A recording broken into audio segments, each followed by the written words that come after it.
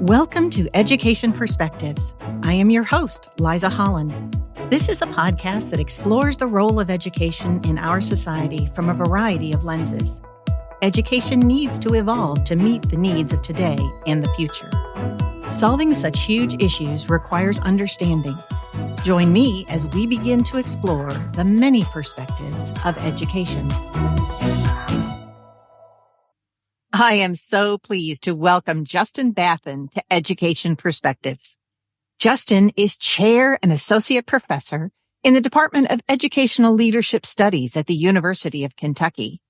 He's also a co-director of the Center for Next Generation Leadership and the director of the Next Generation Scholars Dual Credit Program for the University of Kentucky. Justin works directly with schools and school leaders to reform the systems that support the learner experience in school. Hello, Justin. Thanks so much for being the first podcast guest for Education Perspectives. Yay, I'm excited to be first. It is an honor.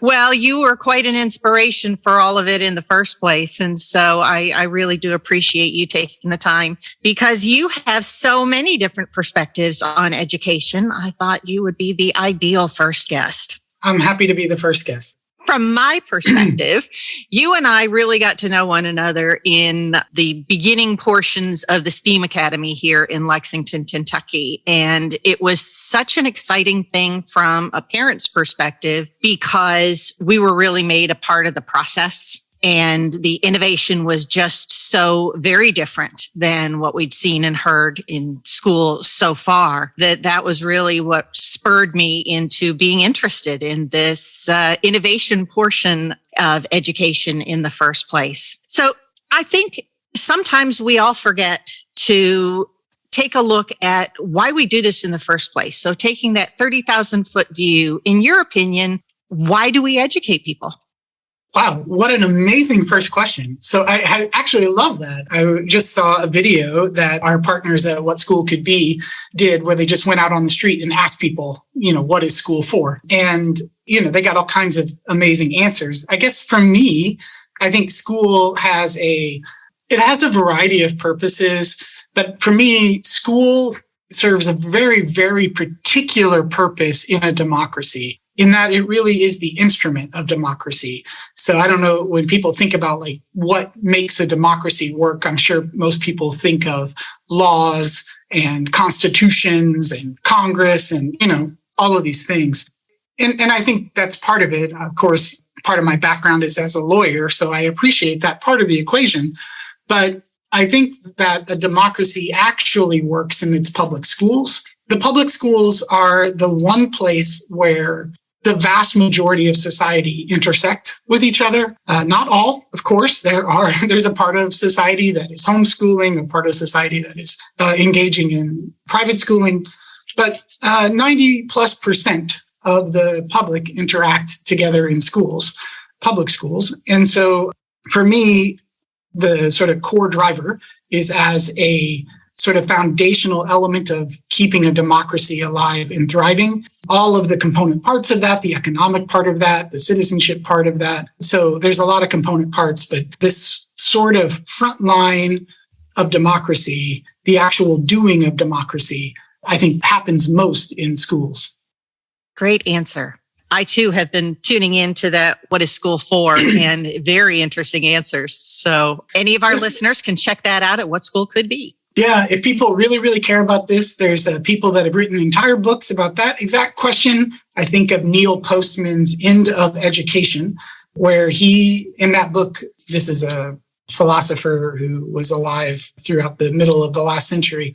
He really challenges us to think beyond the sort of everyday economic sort of point of school that everyone sees, right? When people think, what's the point of school? They think we need workers for, the jobs that are out there today. And we need people that can understand and build new technologies to create more jobs. And okay, great. But there are bigger purposes. And so he talks about Spaceship Earth and our responsibility to the planet and those kinds of things. So if you want a book that really goes far on that question, go check out The End of Education by Neil Postman. I'm a little bit of an education wonk myself, so I might have to do that. Mm-hmm. So you mentioned that your background is that you were a lawyer. Tell me about your journey to getting involved in education. Yeah, so I love schools and I love teaching. And for many of us educators, it takes a while to sort of know that. I felt a calling to be a teacher early in life. And so in my undergraduate program, that's what I wanted to do. We can unpack colleges of education at some other day.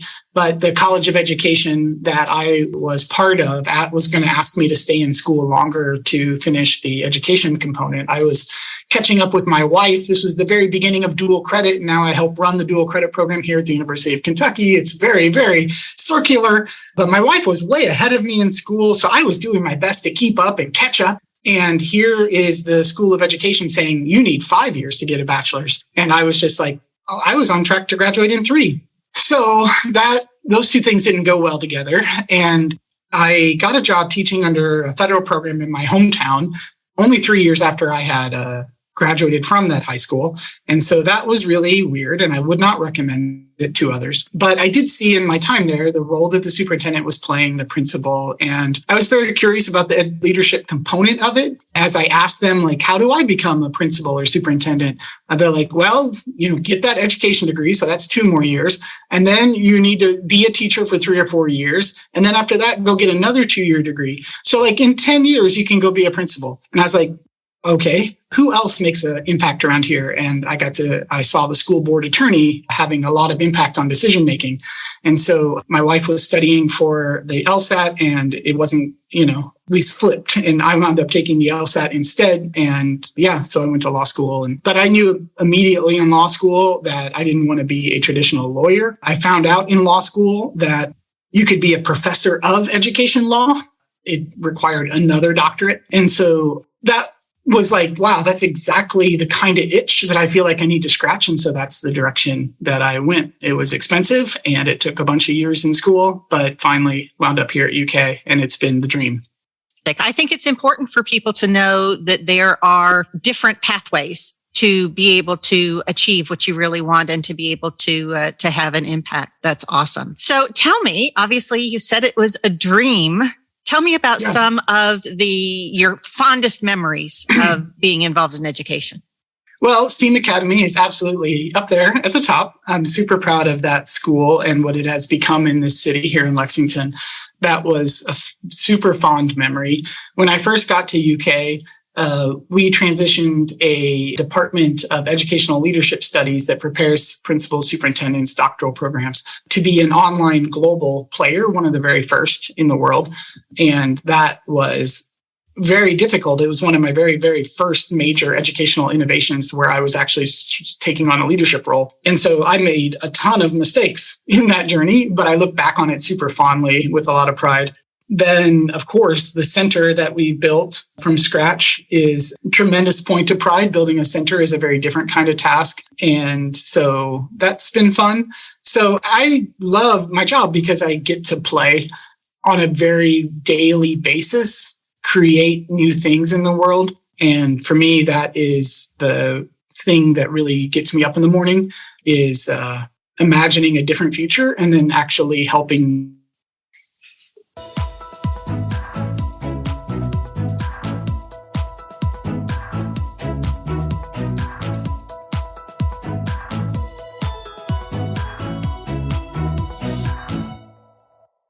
One of the things that I noticed in my education journey is how incredibly siloed it is. What people know in early childhood is not the same as what's in elementary school and all the way up to higher education. And so for those of us who are in that silo here and there, tell us a little bit about what the center actually does. And is there an application for those folks out in the field? Yeah, so the Center for Next Generation Leadership has developed over the course of, I think we're 12 or 13 years old now, as long as you get results. We have had a great impact, but at some point along the way, especially in doing STEAM Academy, the high school, high schools are this interesting intersection that everything in the K-12 system for a long time has been geared to get kids ready for college. And there's certainly the thought of career and college, but for quite some time, we were asking dual credit questions from the beginning, and we learned a lot about dual credit along the way. And so across that journey, I think we began to really see the space that transitions between high school and college as very impactful on both systems. And so our center has now invested in this world of dual credit, and we lead the actual implementation of dual credit at the University of Kentucky, bringing a statewide model that's more equitable, that uses a different sort of educator platform to think about how to do these kinds of jobs in the modern digital world, where students don't necessarily need to be in the same exact physical room as their instructor in order to get a great learning experience, but then also not going completely to the other side of that, which is no instructor at all, just an online course shell and asynchronous and so what is a great middle ground that we could fall in love with and then sustain over time that allows best parts of dual credit to reach all kinds of kids across the state. So we've invested in the higher ed space in there. So our center really, I would say at this point, is a K through 14 kind of center in terms of the actual application of what we do. I think we're interested in early childhood questions. We are interested in 15 through 20, whatever those are, kinds of questions. Of course, I currently department chair of a graduate department here, so I care about graduate school. But primarily the center focuses on that K through 14 space right now. Excellent. It's such an incredibly big boat to turn. Massive bureaucracy. And, when that big ship got stuck in the canal during the pandemic, I thought, that's a perfect analogy for our education system. There's just so much there. How can we innovatively figure out how to get it unstuck and to be able to make it work? Obviously, I'd like to talk a little bit more about STEAM. And again, that's Sure. because I was involved in it. One of the things that I really appreciated was that it was very focused on practical applications and actually having kids solve problems and engage in critical thinking.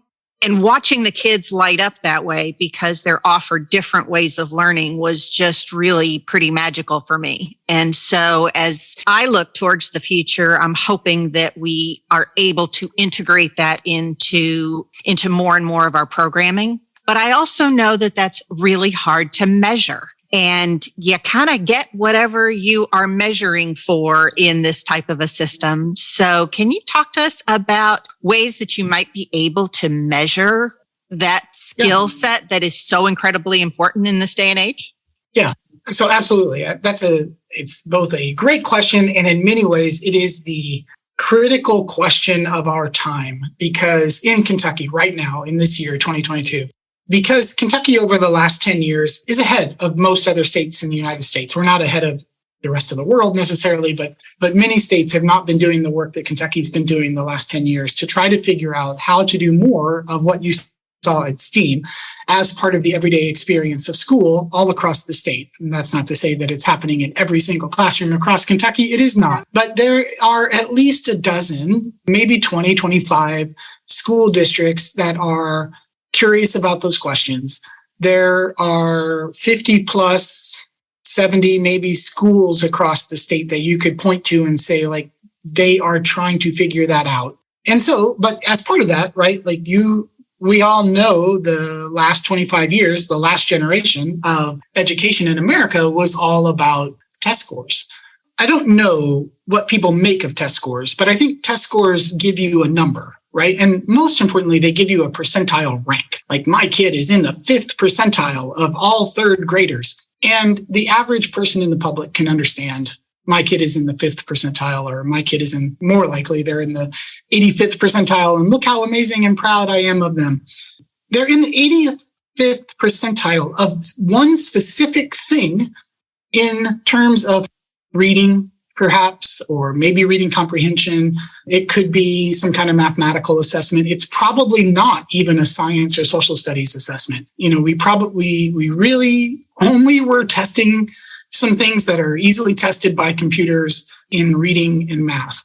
It's a data point. It's a valid data point. I don't want to dismiss those scores. Some others will just completely dismiss them. It is a data point. There are many, many other data points that are valuable. So when it comes to the kind of experiences that you saw at STEAM and how do you measure those things? Well, we find the most powerful measurement is just show us what you did. And so I think most things in life function that way. So when it comes to a business meeting, for instance, and a small team gets them put in charge of a project at a small business, the questions are very much about like, so what happened? How did it go? Like, what kind of revenue are you seeing as a result of this? Show us. And a lot of education is not actually built to show what kids know. And so the most powerful measures come from when kids are asked to defend their learning, when kids are asked to do performance assessments. So the difference, think about the driving test, right? In society, we ask kids to do two things when it comes to getting a driver's license. You need to pass a standardized test where, we're going to ask you some multiple choice questions about stop signs and whatever. The more important point is like get in a car and drive down the road and show us that you know how to do this. So that's a performance assessment. We don't have nearly enough performance assessment in our schools in the core courses, because there is a lot of performance assessment in the music program, in the arts program, in the CTE engineering program, the welding program. There's performance assessment in band. There's performance assessment in athletics. However, when it comes to math and English and social studies and science, there's little performance assessment. Why? Those are the ones we tested. So all the subjects that we decided to standardize test have really lost the performance assessment roots. So a lot of what we're encouraging schools to do is just go back to what those subjects look like before we decided to just standardize test en masse all kids. And so the measures then, I think, are a little bit more authentic to the kid. It does rely on the professional judgment of teachers more. Grades matter in that equation more than ACT. So for instance, here at the University of Kentucky, we went test optional. I don't see a day when we'll ever go back to being test required. It's test optional. And so you can submit the standardized test or you can choose not to. What we actually care more about now is grades. We care more about like, what courses did you take? Did you challenge yourself? What does all your extracurriculars look like? We care more about the broader story that's going on with that kid rather than just the single number. And the data in the higher ed world, and I think this would be true in K-12 as well, says that you make better decisions when you rely on more of that holistic data than just a single mathematical data point. Honestly, that's the same thing in how companies evaluate themselves. If we are looking to educate and produce productive citizens, we need to be able to give them the skills to be able to function in the real world. And I think that's great. Now we just need to work on that little thing about how many years of experience you're going to have to get a particular degree that you ran into. Mm-hmm. But luckily we're finding some ways around it. So, we've talked a lot about the good stuff. It's exciting and it's so great that we have particularly pockets of innovation, a lot of them led by you. Tell me about the challenges. Tell me about what's frustrating to you, what is holding you back from continuing to implement these good things. Well, there's, I guess, two layers to that question. The thing that frustrates me the most is structural barriers to opportunity. And those are a lot of parts of the system that we built. We all have to take ownership of this thing that we have, right? The system is getting the results it's designed to get. Like you got to start with that mental place, right? This is not like when people complain about test scores or they feel like the education system's not good enough. This is what it's designed to do. So if you're not happy with the results, then you really have to question the structures. A lot of those structures were built with segregation and oppression in mind. We didn't build an education system in the beginning that was meant to give all kids an equal opportunity. And so a lot of what frustrates me constantly is the remaining structural barriers. And that work in education all know that you could go to a classroom full of seventh graders and see what their assessments look like. And in that space, you can largely predict where those journeys are going to go because the system has largely made its choices by that age. That to me is absolutely absurd and crazy. In my own kids and in my own life, people change a lot during these years. The seventh grader that you think you have may not at all be the junior in high school, or particularly might not be the 24-year-old who actually falls in love with an area and gets passionate about it and go builds a world-changing company and sends rockets to the moon and whatever, right? Like, we all know these many stories of people who went and did life-changing things, even though the school system would have assumed that they weren't going to. So we see that all the time, and that is super frustrating to me. What holds us back from moving those barriers is a lot of very adult things. And it drives me nuts when we let our adult problems get in the way of what we can all agree would be a better way for kids. And so I'll give you examples. The thing that is the absolute biggest limitation that I've experienced in the decade plus of doing innovation work with schools is the schedule. So, how time is allocated is a very adult problem, right? Like, when kids show up to school in the morning, I don't know how much they care about what their day is going to look like. In fact, they would love to have more time to hang out with their friends. Like, if you give kids some more choice in that, you would get a better day. But we, of course, adult, feel like we have to schedule every minute of it. We've got to supervise them for every single minute of the day. They need to be in their boxes and think about what's going on. We literally put them in boxes and we keep them in boxes. And then you have 4 minutes to move from this box to that box.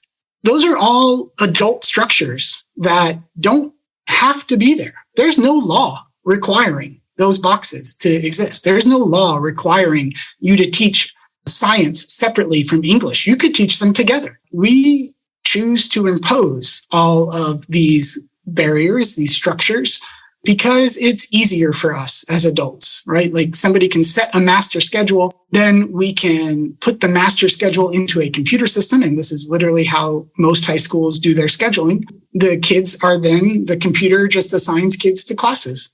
Then the high school schedule is given to the kids.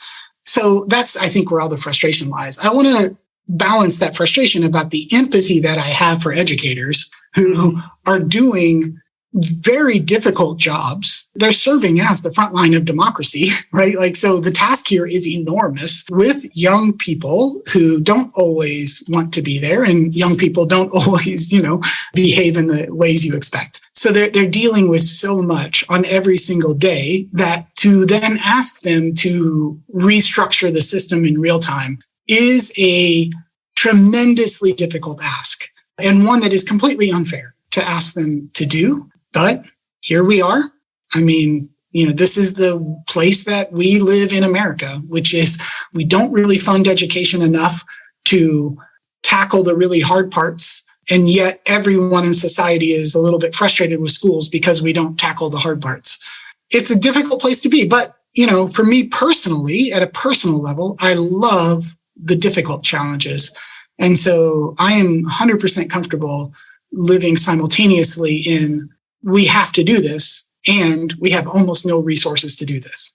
Talk about a massive challenge. And it just seems to me, I do a lot of work in the leadership space, and I cannot see another institution that is so micromanaged as education. And it's very difficult, if you're tracking every single moment, for a teacher to feel empowered to do something different and to try to make it work. I was very touched by watching a TED Talk by Sir Ken Robinson, who talked about how when he saw kids at the very beginning of their journey, your kindergartners, your first graders, et cetera, and they were so curious and so full of questions and thinking about ideas out of the box. And he said, and then I get to visit a high school and we've beaten it out of them. And I thought, all those boxes, all those strictures, all that kind of stuff, it's really not helping us to build kids with the skills and the confidence that they need to be out in our information economy. I resonate with that a lot, because you're right. It's not really the educators. They're stuck in a system. For the listeners, go Google or go to YouTube and search for Ken Robinson, and you'll find his #1 TED Talk, which is a great entry point. There's many other great talks from Ken, Ken passed away during the pandemic, unfortunately. Sir Ken Robinson, actually, he's a British knight, or I don't know how that works over there. Honored by the Queen. Yeah, whatever that is. So, but it is a great starter place for everyone, whether or not you're an educator or a community member, a parent. It's a great place to start. Well, and that brings me to one of my final questions for all of the folks that come on Education Perspectives. Sometimes we don't realize who the decision makers are, but there are decision makers at all levels, including you as voters. Speaking of democracy, if you pull out further, you are electing public officials that then turn around and create laws, which are then turned into regulations, which then basically make up the structure of what we're doing in education. And in defense of legislators, they are expected to know a little bit about absolutely everything. But, how can they really know what might be best for education? So I would love to have you answer the question. And this could also go to, the leadership like at KDE and that sort of a thing. What would you like those decision makers to know? Yeah, that's a great question. From a legislative standpoint, I don't think they understand how talented educators are. One of the crazy things for me is in many of Kentucky's counties, the schools are the biggest employer. So they are the largest business in many of these legislators' jurisdictions. So these people simultaneously have the ability to educate our youth and to run our largest companies in many of our small towns. That's a lot to handle. And then go compare the salaries of these people who are handling multiple complex things versus the local business owner who's running a bank or something like that, which I'm sure it's very complex. Nothing against bankers. They're an important part of society, but educators are doing equally complex, if not more complex work, and getting paid a fraction of that. They're there because they love. There's love. They wouldn't be there if it wasn't for love, because any one of us that are in the education field, including myself as a lawyer, can stop this and go get paid more to do a different thing. But we don't, because we love our communities, we love our state, we love the kids, we believe in a future that is brighter and better, and we want to spend our time investing in the people, the kids, who are going to control that future. And so there's an amazing depth of talent and love and passion there that in all of the broad conversations about how much of a pension do they deserve, or, should we certify teachers this way or that way, or, it all gets very lost. And I think if you spend time with teachers in intimate ways, you really begin to pick up on the depth of goodness that is there.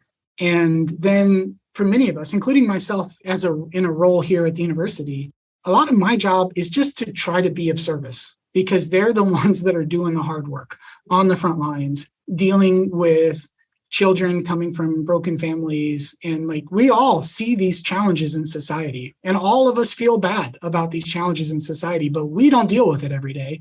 They do. And so a lot of our job is, what can we do to make your lives better and improve the circumstances of your job so that we can help that kid that needs help, right? So that's the piece. I wish that they would spend more time, I guess, in classrooms and less time in banks. Hear, hear. They need that perspective.